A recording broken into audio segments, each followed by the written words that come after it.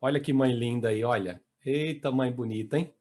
Mãe, maior influência de fé para os seus filhos. Para começar, eu quero falar sobre esses dois homens aí, né? Agostinho de Hipona e John Wesley. Quem são esses homens, né? E por que começar uma mensagem de Dia das Mães falando aí de Agostinho e de John Wesley, né? Agostinho foi um filósofo, teólogo, que influenciou o pensamento cristão.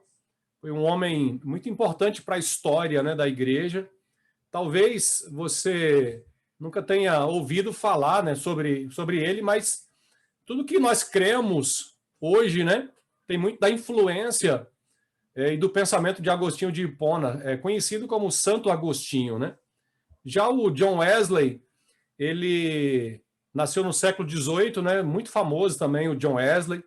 Ele foi usado por Deus para um avivamento na Inglaterra, e da Inglaterra foi para o mundo inteiro, né? Influenciou o mundo inteiro, e ele ficou famoso, conhecido, né, por fundar o ministério metodista. Então, todas as vezes que você passar em um local e você vê uma igreja metodista, você vai lembrar de John Wesley, que foi quem fundou essa igreja muito forte na Inglaterra, mas também nos Estados Unidos, né, e no mundo todo, a igreja metodista, né? Por que estou falando deles, né? Eu estou falando desses homens porque eles só foram o que foram por causa das suas mães.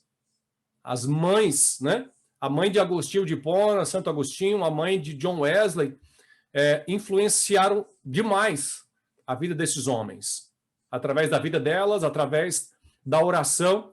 E eu quero começar com a mãe de Agostinho, né? Santa Mônica.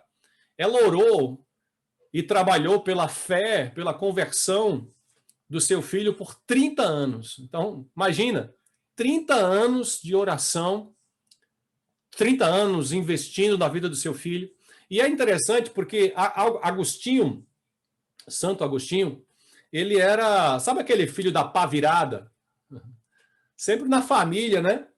Tem alguém assim da pá virada. Na minha casa, eu acho que era eu, né? Outros irmãos podem dizer que são outros, mas eu era da pá virada, né? Lá em casa. E Agostinho era esse filho da pá virada. Muitas vezes você vai visitar uma família, aí tem aquele menino, aquela menina tão, né, quietinha, tão, né? Você fala, nossa, que coisa fofa, coisa linda, né? Não dá trabalho nenhum, mas tem outros, né, que dão muito trabalho. Eu acho que eu dei muito trabalho, né, para minha mãe. E Agostinho era essa pessoa de pá virada, devasso, que gostava de beber demais, de farrear demais. Era realmente uma pessoa muito, muito difícil, muito complicada para sua mãe. Deu muito trabalho para sua mãe. Só que ele, depois de 30 anos, ele tem um encontro, né? Se converte, tem encontro com Cristo, ele converte ao cristianismo, e a mãe dele, ainda viva, conseguiu visualizar isso, né? A transformação do seu filho. E o Agostinho, ele chega a dizer que a sua transformação foi por conta da sua mãe, né? Foi por conta da oração da sua mãe. Ele chega a dizer em seus livros que ele nasceu duas vezes, pela sua mãe, né, natural, mas também espiritualmente também. A sua mãe foi quem exerceu uma influência muito grande na vida dele, né? Então, olha o que Agostinho chega a dizer, né? Ela foi o meu alicerce espiritual, que me conduziu em direção à fé verdadeira. A mãe de Agostinho, ela diz, além de educar os filhos para viverem em sociedade, é preciso também educá-los para Deus, desenvolvendo neles a vida espiritual. As mães e os pais devem se preocupar com a salvação e santificação dos seus filhos. Olha que interessante aqui essa declaração da mãe de Agostinho, né? Gente, nós vivemos hoje, né, os dias de hoje, e nós valorizamos tantas coisas, né? Mas muitas vezes não valorizamos Deus ou as coisas de Deus. Priorizamos, pensando nos nossos filhos, nós priorizamos a vida acadêmica, a vida profissional do nosso filho, Claro, e isso é importante, nós precisamos nos preocupar com tudo isso, né? Com toda a vida do nosso filho, ou dos nossos filhos. Mas a gente não pode esquecer, e aqui é uma palavra não só para as mães, mas para todos nós, não podemos esquecer que o mais importante é a vida espiritual dos nossos filhos. A vida espiritual ela é mais importante. As outras coisas são importantes, mas o que é mais importante, que o que foi mais importante aqui para a mãe de Agostinho e para a mãe de Wesley, foi a vida espiritual, a vida com Deus dos seus filhos. A Susana, ela foi mãe de 19 filhos. Você imagina aí, né? Você fala assim, meu Deus, eu tenho um ou dois já, né? Sei do trabalho que dá. Imagina, mamãe, você ser mãe de 19 filhos. Ela teve 19 filhos, mas 10 filhos faleceram e ela ficou apenas com 9 filhos. Esses filhos morreram por decorrência de doença, mas também da grande miséria que essa família passou. A Susana Wesley, ela enfrentou e sofreu, teve muito sofrimento na vida dela. Conta a história que teve um momento da sua vida que estavam na casa lá e a casa pegou fogo. E saindo lá, todos saindo da casa, de repente, olhando, né, para os filhos, está faltando um. Quem é que está faltando? Está faltando uma criança de 5 anos de idade. Aí deram um jeito lá de entrar e pegar essa criança, e era John Wesley. E ela chega a falar e a mencionar que foi como um tição, né, tirado do fogo. E então ela entendeu que esse filho, né, ela investiu em todos os filhos, mas esse filho ela deu uma atenção tão especial porque ela soube ali que Deus teria um grande plano para a vida do seu filhinho John Wesley. Então ela teve, passando por esses momentos de dificuldades e sofrimento e de pobreza extrema, ela teve que se dedicar e cuidar da família fora, dentro de casa e fora de casa também. Então ela realmente foi uma mãezona, né? O bem-estar espiritual dos filhos interessava muito a Susana. Ela separava 1 hora por semana para estar particularmente com cada um dos filhos, a fim de conversar sobre assuntos espirituais. Ela lhes deu uma apreciação das coisas do espírito e levou avante esse ensinamento até os seus anos de maturidade. Mesmo já idosa, seu filho John ainda vinha até a sua devota mãe por conselhos. Olha que tremendo! Essas mães influenciaram tão grande os seus filhos, que conta, como nós acabamos de ler, que até depois de velho, o John Wesley ainda ia lá na sua mãe pedir conselhos, oração, de tanta influência que essa mãe, Susana, causou na vida dos seus filhos ali. Teve outros que foram pastores também, mas o John Wesley, ele realmente revolucionou, influenciou e ainda continua influenciando o mundo, porque teve realmente uma mãe que se preocupou com a vida espiritual. O Abraham Lincoln, ele chega a dizer o seguinte, uma frase tão famosa, e ele diz, as mãos que embalam o berço governam o mundo. Eu louvo a Deus pela minha mãe. Eu já agradeci tanto a Deus pela vida da minha mãe, que influenciou tanto a minha vida e a vida dos meus irmãos, que graças a Deus todos nós hoje, os irmãos, a família toda de 10, todos estão nos caminhos do Senhor, mas nem sempre foi assim. A minha mãe nos ensinou nos caminhos do Senhor, mas muitos de nós nos desviamos e nos afastamos de Deus. Mas a minha mãe sempre permaneceu em oração. Eu lembro, às vezes, que eu chegava bêbado lá em Lapão, chegava bêbado da rua, ia para a nossa fazenda, e quando chegava lá, meio ainda caindo, mas ainda pouco consciente, a minha mãe estava lá de joelhos, orando por mim, orando por seus filhos. Então, essa cena de minha mãe de joelhos ali, orando por mim, sabe, vai levar para a minha vida inteira. Eu nunca vou me esquecer, né, de ver a minha mãe orando, né, por nós, e ainda continua orando por nós todos os dias.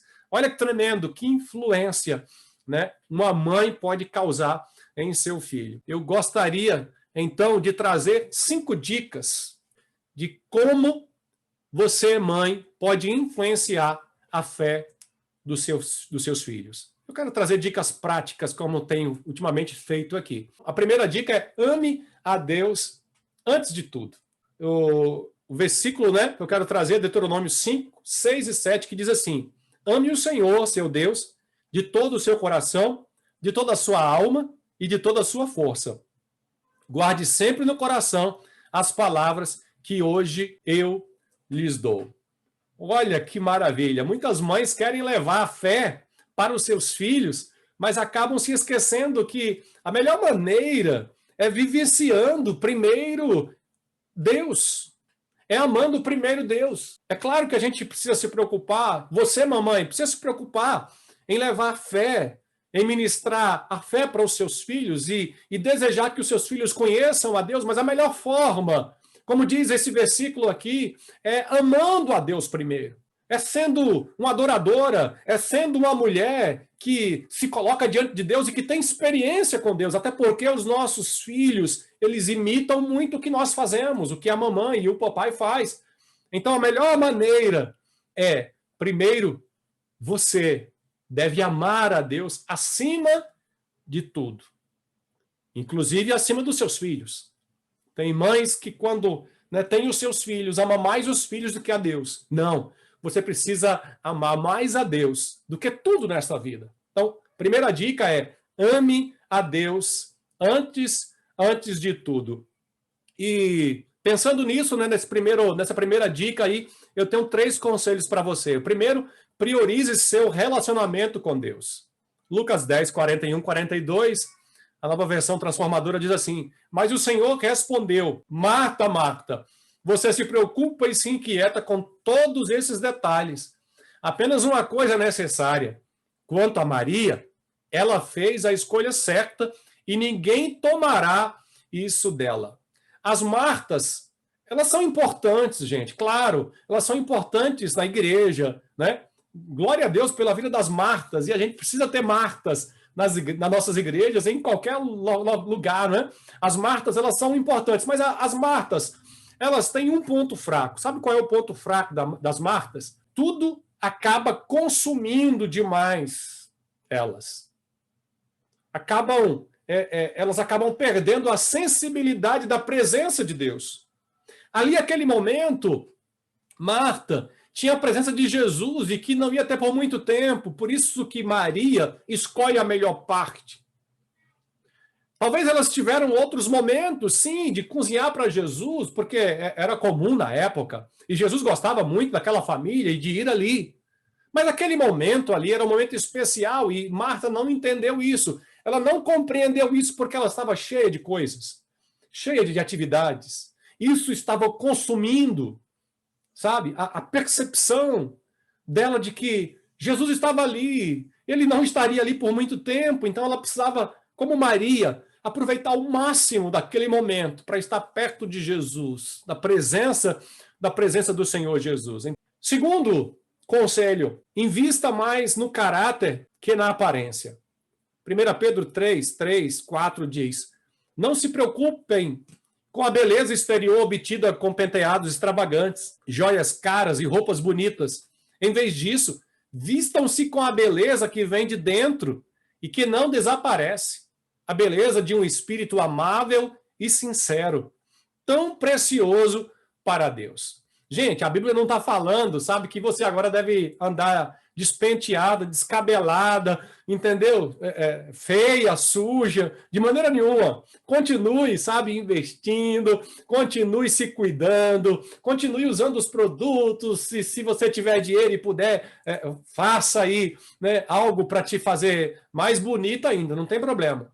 O problema é quando nós nos preocupamos muito mais com a nossa aparência exterior, mas não nos preocupamos, né, tanto ou mais com a nossa vida interior. E a Bíblia fala que a aparência exterior ela passa, mas o interior permanece para a vida toda. O caráter de Deus em nós é muito mais importante do que qualquer outra coisa nessa vida. Então, invista muito mais no seu caráter interior do que na sua aparência. E por último aí, encontre o seu valor em Deus. Provérbios 31:30 diz: os encantos são enganosos e a beleza não dura para sempre, mas a mulher que teme o Senhor será elogiada, será louvada.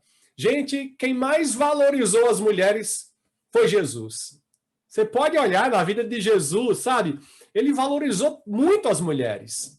E olha o que diz aí, olha, encontrando o seu valor em Deus, Jesus, ele separou tempo para estar com Maria Madalena, a mulher com uma doença crônica, a mulher envergonhada, a mulher samaritana no poço, a Maria de Betânia, Marta de Betânia, mulher pecadora que derramou o perfume, a mulher encurvada e com demônio, a persistente mãe Ciro-Fenícia, a mulher que doou tudo o que tinha naquela famosa oferta da viúva pobre. Então, Jesus se importa com você, sabe? Se importa com você, do jeito que você é. Aqui nós encontramos tantas mulheres diferentes aqui, né? Cada um com seus problemas, com as suas dificuldades, com seus pecados, mas mesmo assim, Jesus separa tempo para abençoar a vida delas, para estar com elas e ministrar ali a salvação e a libertação e cura para a vida dessas mulheres. Segunda dica, compartilhe sua fé com os seus filhos. A gente só pode partir para essa segunda dica depois de ter a primeira, depois de amar a Deus sobre todas as coisas. Aí a gente vem para a segunda, que é compartilhar a fé com os nossos filhos. Mamães, não se preocupe primeiro em passar a fé, em compartilhar a fé, sem que você ainda não esteja vivendo essa fé. Primeiro, ame a Deus acima de todas as coisas. E aí sim, você pode partir para essa segunda dica de compartilhar a fé com seus filhos. Deuteronômio 6, 7 e 8 diz: repita-as com frequência aos seus filhos. Converse a respeito delas quando estiver em casa e quando estiver caminhando e quando se deitar e quando se levantar. Amarre-as às mãos e prende-as à testa como lembrança. Olha que interessante, mais uma vez eu lembro aqui da minha mãe, né? E dos seus ensinamentos. Tantos ensinamentos, todos os dias a minha mãe, ela tinha versículos que ela trazia para a gente. Versículos que ela trazia para a gente decorar. Versículos que ela trazia enquanto ela fazia a comida, enquanto ela lavava os pratos, ela ali cantando, adorando a Deus, e ela ensinava. E também nós tínhamos o culto doméstico, todos os dias nós tínhamos na fazenda lá o nosso culto doméstico à noite, antes de dormir. E ela sentava com os nossos irmãos ali, né, com os meus irmãos, com os seus filhos, e tinha ali uns 20, 30 minutos com Deus. E aí nós cantávamos, e a gente orava, e lia um texto, e ela pregava para a gente, e ela falava, quem quer cantar, quem quer orar, quem quer pregar hoje? Olha, era tão interessante, ali foi marcando a minha vida e a vida dos meus irmãos e de toda a nossa família. Então, aquilo marcou a nossa vida. Esse compartilhar. E até hoje, quando eu chego lá de férias, a minha mãe chega e ela compartilha a palavra do Senhor. Sempre tem um versículo na boca, sempre tem uma palavra de Deus para a gente. Qualquer hora, até mesmo quando a gente liga para ela, que conversa com ela, ela tem uma palavra de Deus para a gente, para nos abençoar. E é tão bom conversar com a minha mãe, que sempre compartilhou, vivendo com Deus e compartilhando este evangelho do Senhor. 2 Timóteo 1,5 diz, lembro-me de sua fé sincera, como era da sua avó, Lloyd, e de sua mãe, Eunice, e sei que em você essa mesma fé continua firme. Olha que tremendo. Paulo está dizendo, olha, eu me lembro, eu lembro da sua fé não fingida, da sua fé sincera. E eu sei que habitou primeiro na sua avó Lloyd, como também na sua mãe. Ou seja, essa fé, ela veio primeiro para a avó, para a mãe, foi passando até chegar em Timóteo. Elas viveram essa fé, tanto a avó como a mãe, e elas compartilharam com o seu neto e com o seu filho Timóteo. É isso, gente, nós precisamos compartilhar a fé. Muitas vezes queremos que a igreja faça, claro, a igreja precisa fazer, e a gente tem tido nossos cultinhos, né, mesmo online. Hoje mesmo tem um ensinamento muito tremendo, né? E é bom, é importante, mas isso não tira a nossa responsabilidade de casa, de ensinar aos nossos filhos. Hoje nós não queremos mais ensinar para os nossos filhos a Bíblia, versículos bíblicos. Então a gente está tão cheio de tantas coisas, atolados com tantas atividades, igual Marta, que a gente se esquece de compartilhar a fé com os nossos filhos. O maior legado que se pode passar para os filhos não é o dinheiro ou outros bens materiais acumulados na vida, mas sim um legado de caráter e fé. Olha aí, um dos maiores evangelistas do mundo, Billy Graham, ele chega a declarar que mais importante do que dinheiro, do que bens materiais, é nos preocuparmos em deixar um legado de fé. E aí eu quero te perguntar agora, você, mamãe, papai, vovô, vovó, tio, tia, o que você tem deixado para os seus filhos e filhas? Que legado vocês têm deixado? Ah, não, pastor, estou deixando muito dinheiro. Amém, glória a Deus, nada contra. Você pode deixar. Se você ganhar muito dinheiro e deixar muito dinheiro, amém, mas é isso? Vai se resumir tudo isso? A sua preocupação toda é o seu filho e a sua filha estar bem financeiramente, resolvido financeiramente? Bens materiais? O mais importante é a vida espiritual. É o legado espiritual que a gente pode deixar para os nossos filhos. Terceira dica, imponha limites aos filhos. Provérbios 29:15 diz, a criança que é corrigida se torna sábia, mas o filho indisciplinado envergonha a sua mãe. Em outras traduções, fala que a vara traz sabedoria, né?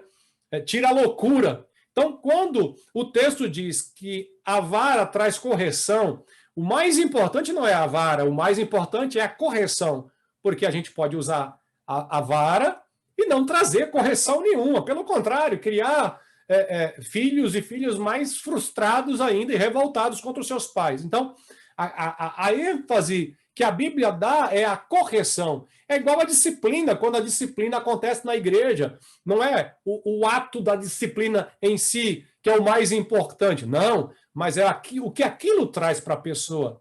Se traz restauração para aquela pessoa que recebeu a disciplina, se ela realmente foi acompanhada e ela consegue se arrepender e amar a Deus. É isso. Deus, ele nos disciplina, sabe? Mas ele nos disciplina para quê? Para que nós possamos ser corrigidos. E é assim que nós precisamos corrigir os nossos filhos. Como é que a gente pode corrigir os nossos filhos? A gente pode corrigir os nossos filhos da melhor maneira possível, colocando limites. Colocando limites. Hoje, infelizmente, a gente tem visto filhos e filhas que não têm limites. E o pai, a mãe, diz o seguinte, não, para que dar limite? Não, eu vou dar tudo que o meu filho quiser e eu não vou lhe negar nada.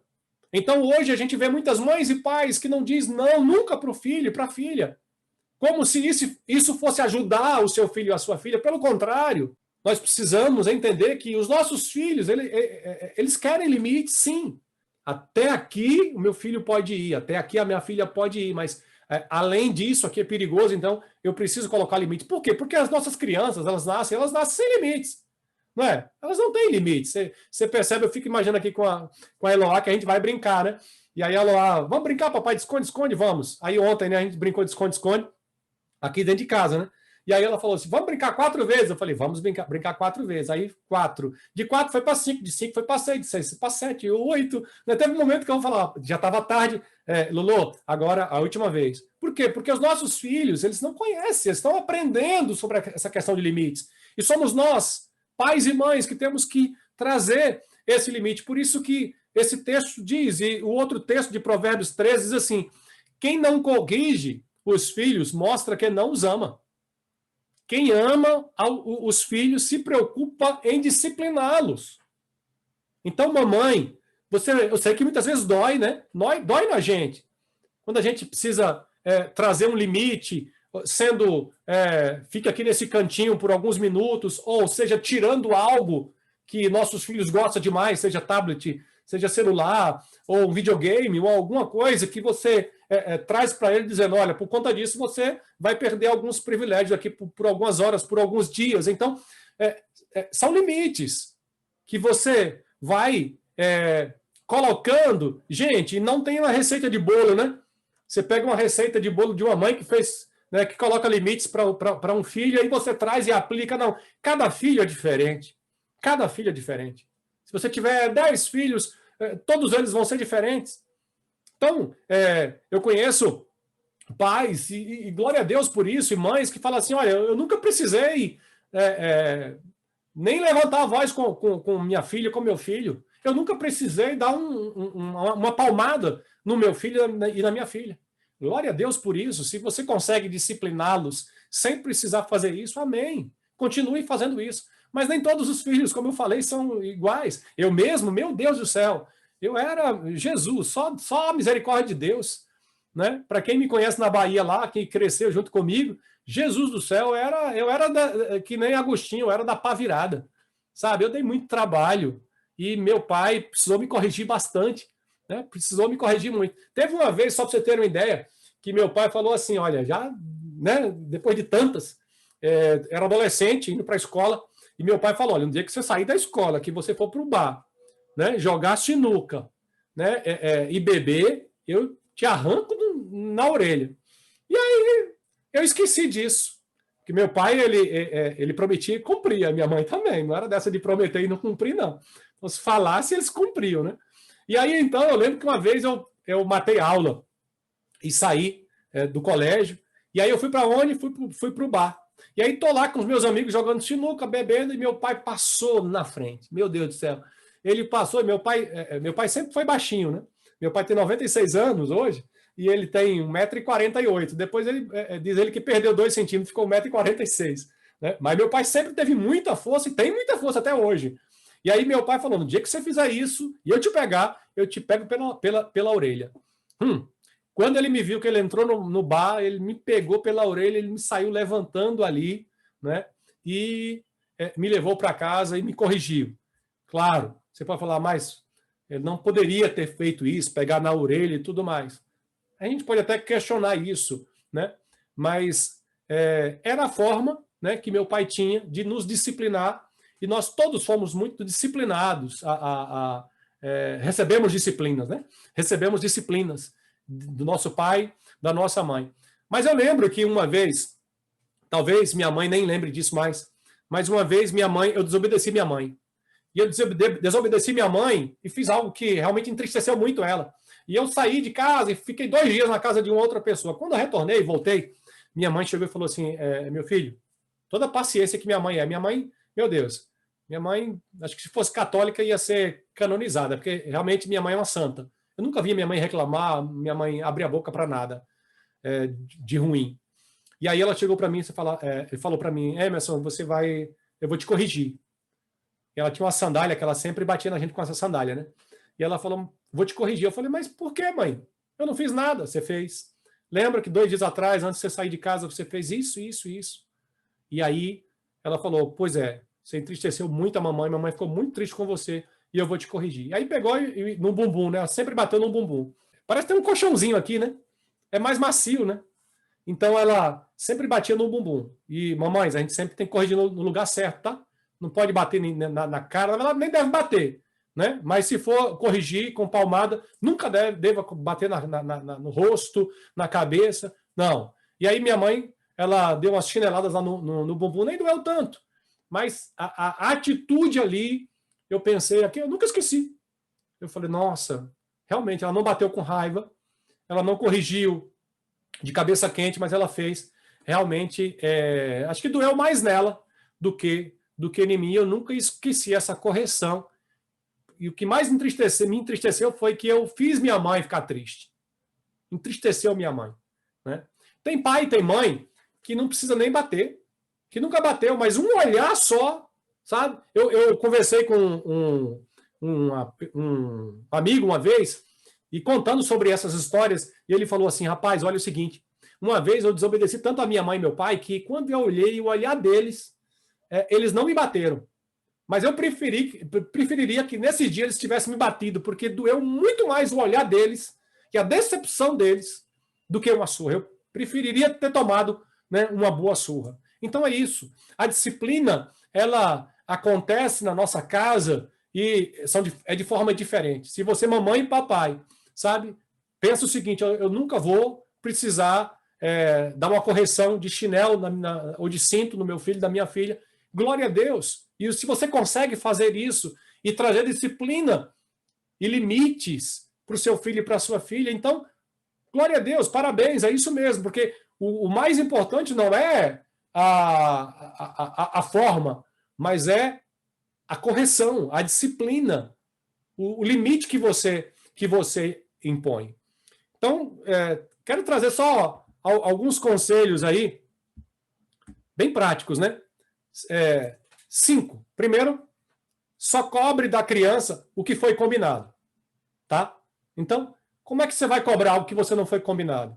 Não, primeiro você tem que falar, olha, isso aqui você pode fazer, mas isso aqui não pode.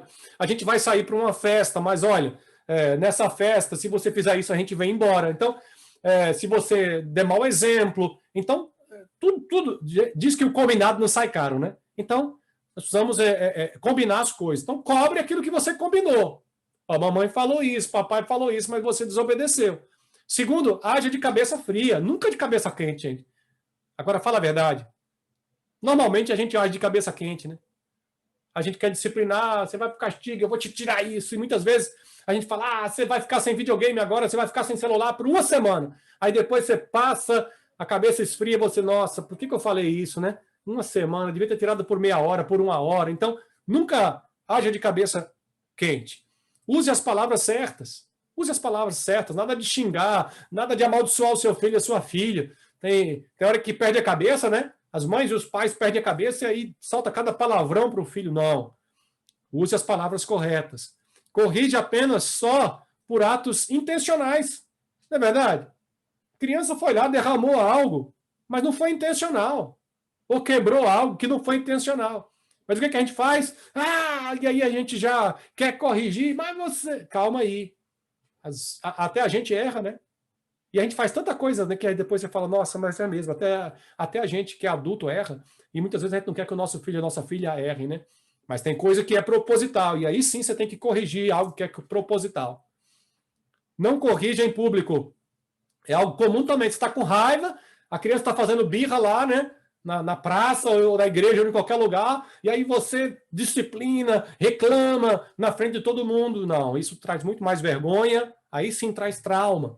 Você deve chegar em casa, você vai falar, olha, que chegar em casa, papai, mamãe, a gente vai conversar. E aí, então, você aplica ali, né, a correção, tá? Olha o que 1 Samuel 1, versículo 26 e 27, que é a nossa quarta dica. Ore pelos seus filhos. E Ana lhes disse, com certeza o Senhor se lembra de mim. Sou a mulher que esteve aqui anos atrás, orando ao Senhor. Pedi ao Senhor que me desse este menino, e o Senhor atendeu o meu pedido. Agora, eu dedico ao Senhor. Por toda a sua vida, ele pertencerá ao Senhor. E ali adoraram o Senhor. Olha que maravilha, gente. A oração. A gente viu a mãe, né, do Agostinho, a mãe do John Wesley, que foram mulheres de oração. Mulheres de oração. A mãe de Agostinho, Santa Mônica, orou por mais de 30 anos. Então nós precisamos orar ao Senhor, orar por nossos filhos e pelos nossos filhos. Orar pelos nossos filhos e com os nossos filhos também. Então, ore, seja uma mãe de oração. Continue orando pelos seus filhos. Ana era uma mãe que se colocava de joelhos, né? Joelhos no chão. E Samuel, ele se tornou um dos maiores da sua época. Ele foi um dos maiores juízes, profetas, sacerdotes, sabe? Por quê? Por causa da sua mãe, que orou antes mesmo dele nascer e depois dedicou ele ao Senhor. Então, nós precisamos de mães assim que orem. Orem. Teve um movimento, tempos atrás, que foi o Desperta Déboras. Na igreja presbiteriana, esse movimento foi muito, muito forte, que era para levantar as mães e fazer com que as mães pudessem orar pelos seus filhos. Então, ore pelos seus filhos, consagrem os seus filhos a Deus. Como eu disse para minha mãe, a minha mãe sempre orou e ainda continua orando, né? Orando por nós. Mães de joelhos, filhos de pé. Né?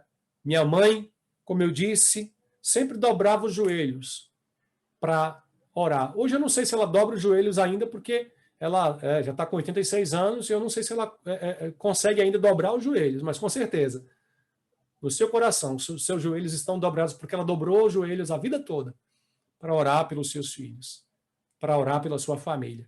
Então, seja essa mãe de oração. E, por último, espere pelos resultados em Deus. 1 Coríntios 15, 58 diz assim: portanto, meus amados irmãos, sejam fortes e firmes, trabalhem sempre para o Senhor com entusiasmo, pois vocês sabem que nada do que fazem para o Senhor é inútil. Glória a Deus. Mães, eu imagino que não deve ser nada fácil, né, para vocês. É difícil, né? Cuidar da casa, cuidar da família, muitas vezes trabalhar fora. Mas eu quero dizer uma coisa para vocês. Mantenham-se firmes. Mantenham-se firmes. Sejam fortes e firmes. É isso que o texto está dizendo de 1 Coríntios. Paulo está dizendo: mães, eu sei que vocês sofrem e têm as suas dificuldades, mas olha, continue firmes. Eu já conversei com mães que dizem: pastor, eu não sei o que fazer mais com meu filho, com a minha filha. Parece que quanto mais oro, mais ele fica longe, distante de Deus. Olha, Deus está ouvindo as suas orações. E eu quero dizer uma coisa para você: no momento certo, Deus vai responder essas suas orações. Não importa se isso demore 1 ano, 2 anos, 3 anos ou 30 anos, como Santo Agostinho. O importante é que Deus está ouvindo essas suas orações. E você precisa continuar perseverando e continuar firmes, orando pelos seus filhos. Eu dou glória a Deus porque minha mãe nunca desistiu de orar por a gente.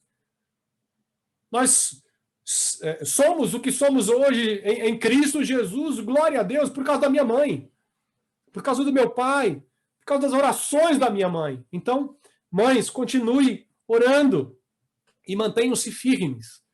Como a Mônica, né, orou por 30 anos, como a Suzana, mãe do John Wesley, né, apesar de todo aquele sofrimento, manteve ali em oração, porque no Senhor, como o texto diz, o nosso trabalho não é vão. Mães, no Senhor o seu trabalho não é vão. Não é vão. Não é em vão. Continue firme, em nome de Jesus. Então, investir na vida dos nossos filhos, né, demanda esforço, demanda tempo, e nós não podemos nos desanimar. Nós precisamos continuar firmes. Por isso eu digo para você, mamães, hoje, continue investindo na vida dos seus filhos, pois o Senhor está com você. E no momento certo, Deus irá responder. Amém? As suas orações. Os resultados, mais cedo ou mais tarde, eles virão. Porque no Senhor, o nosso trabalho não é vão. E para refletir e praticar, primeiro, você pode dar tudo para os seus filhos, mas não os levar a Jesus. Terá sido tudo em vão. Eu sei que muitas mães, muitos pais se preocupam, como eu falei, com a vida acadêmica, profissional dos seus filhos, e precisam fazer. Mas, olha, se nós dermos tudo para os nossos filhos, mas se nós não os levarmos para Jesus, tudo será em vão. Tudo será em vão. Segundo, faça a sua parte. Ame a Deus primeiro e depois transmita com a sua vida esse amor para os seus filhos. Nós ficamos preocupados com a fé dos nossos filhos, mas espera aí. Primeiro eu preciso experimentar essa fé. Primeiro eu preciso viver essa fé. E os nossos filhos, eles vão olhar para nós e ver esta fé em nós e vai falar: olha, minha mãe é uma mulher de Deus. Meu pai é um homem de Deus. E aí, então, com essa vivência da fé, a gente compartilha com os nossos filhos. E por último, Deus ama você. Deus te vê. Deus está com você. Aleluia. Amém? Assim como Jesus valorizou aquelas mulheres que eu citei, Jesus te valoriza, Deus te valoriza, você tem muito valor para Deus. Então, que Deus nos abençoe